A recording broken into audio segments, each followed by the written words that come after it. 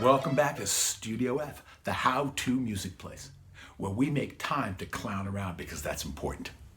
So I'm up to video 5. This is the guitar tracks video, and I gotta say, it's catching on.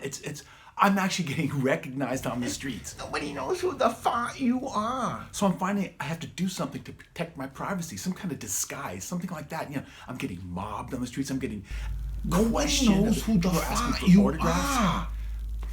So I came up with a few ideas. This one, effective, but a little scary, I get it. No, I really like this one because it's a cross-branding / sponsorship opportunity.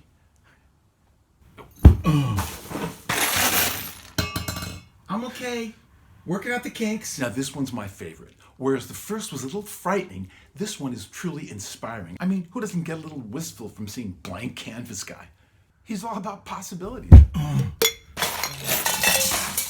Still working on it. So I'm pretty satisfied here with all these options that I'll be able to outwit the paparazzi. Nobody knows trying who to the invade fuck my you personal are. space, take my private life and just Nobody expose it to everybody knows for who their the own personal fuck gain. It's you just, are.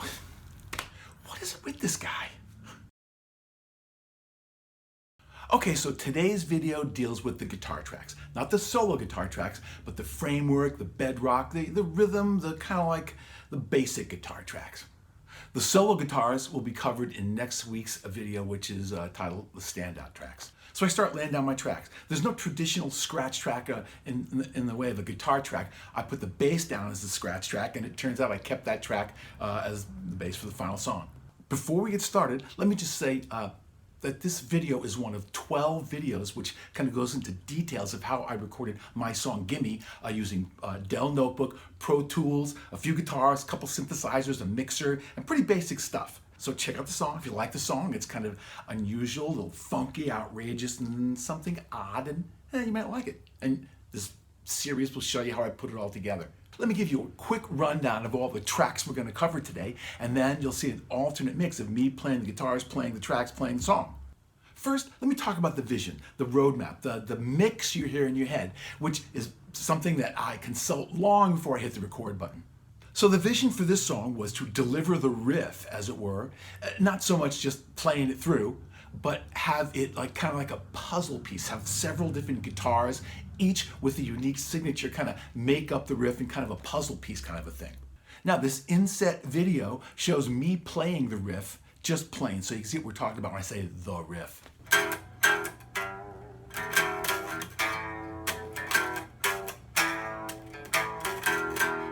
You can see the riff as it is without the puzzle piece treatment.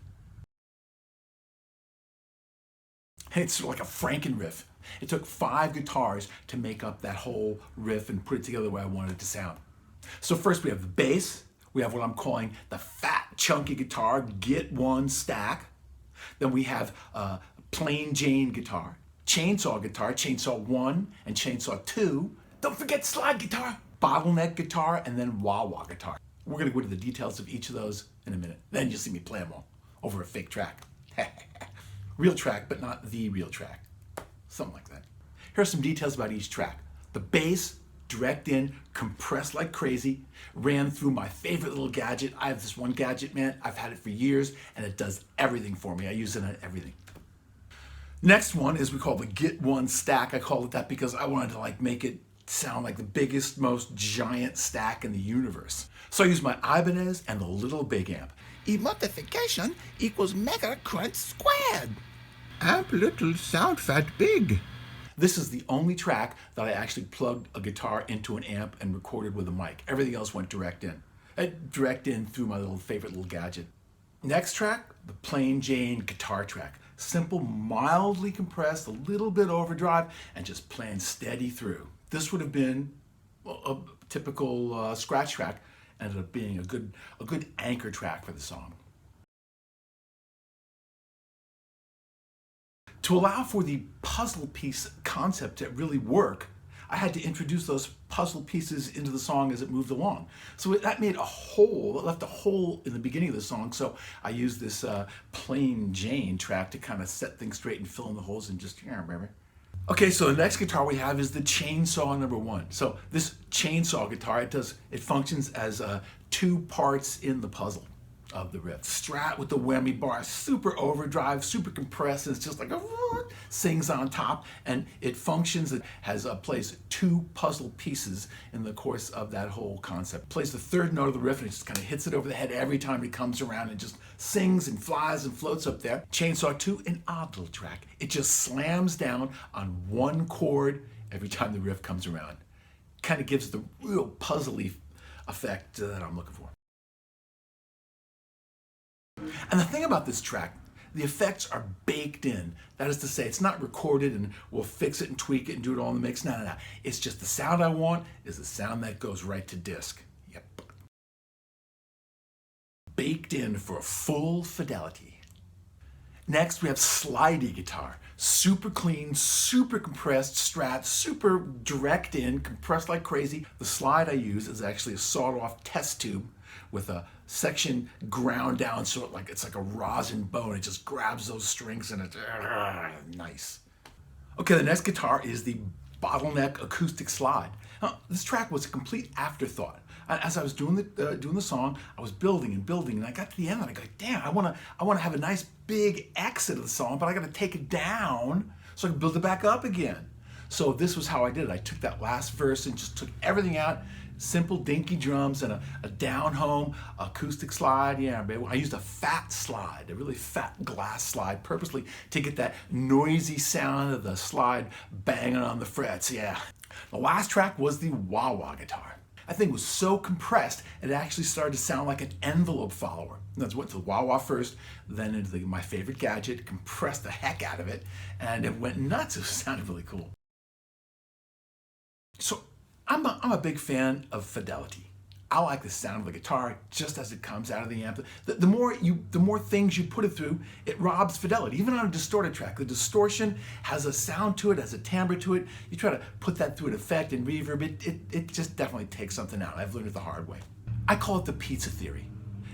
When that guy brings the pizza, delivers the pizza, when that door slams and you have slice number 1 in your hand, it's perfect. Any leftover slices the next day, you heat it up again, it's not the same. And you heat it up again a third time, don't even think about it.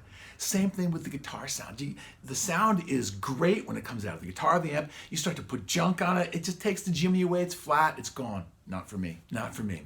As soon as you jam your guitar through one gadget, you're microwaving your guitar sound. So what I try to do is get the sound I want and go right to tape. You're stuck with it, but hey, it works. If you know what you want, it really works. Conventional wisdom says you record the tracks flat, and then when you go down the mix, you kind of sweeten them up and touch them up and fix them up. But the old fix it in the mix, I've done that the hard way in the old 24-track studios for the $75 an hour. You bust a track into a gadget, a $5,000 gadget. It takes 2 hours to get the sound you want. And there's so much stuff going on in the mix, you never really get it right. So I started just recording it the way I want it, right down onto the tape, and it works for me. Okay, the way I do it is I record my tracks with all the effects right down to the disc. But how do you know how much to add? How much salt? How much pepper? Well, the rule of thumb I use is kind of overdo it by about 20%. That's how much you're going to lose in the mix. Then it should come about just right. It should come out just right when you do that. Another nice thing about having your effects baked in, having your condiments baked in, is as you move along recording additional subsequent tracks, you're getting more of the feel that you want. Everything is more correct, and that makes for better tracks. And everything sounds better and better and better. Yeah, it's a win, win, win, win, win, win. Now, as noted on a previous video, I like to do my scratch tracks to the dinky drums and really hear every little attack. Dinky drums are more like a metronome. However, when I start tracking final tracks, I want to have it sound exactly like it's going to sound and really inspire me to do everything just like it's going to be. Why not? But that works for me. For example, let's say I'm playing track to an existing guitar track that's dry. When that space comes in, I might want to fill it in. Now, conversely, if that same track was bathed in a sweet reverb, I would just let that happen and leave that space open. So that's how, having finality work sooner into your sound, it creates more, how should I say, integrated subsequent tracks, better playing, more real, actual excitement, audio excitement.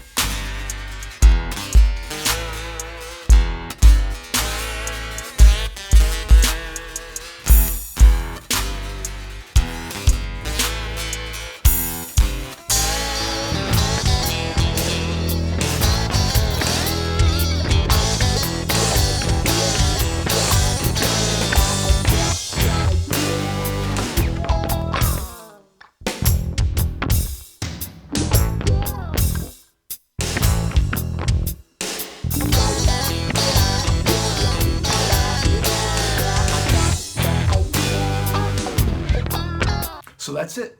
That's my full details on my guitar tracks for the song Gimme. Now, if you want to see the full set of videos, here's a little link right up there. Full set of videos, check them out. As always, Studio F posts Friday at 4. So next week's video is the standout tracks. That's where I do the solo guitar. I'm actually going to show you how I do a lot of percussion overdubs to kind of sweeten things up as well. Standout tracks next Friday at 4. Don't miss it. Studio F signing out. Yeah. Studio F.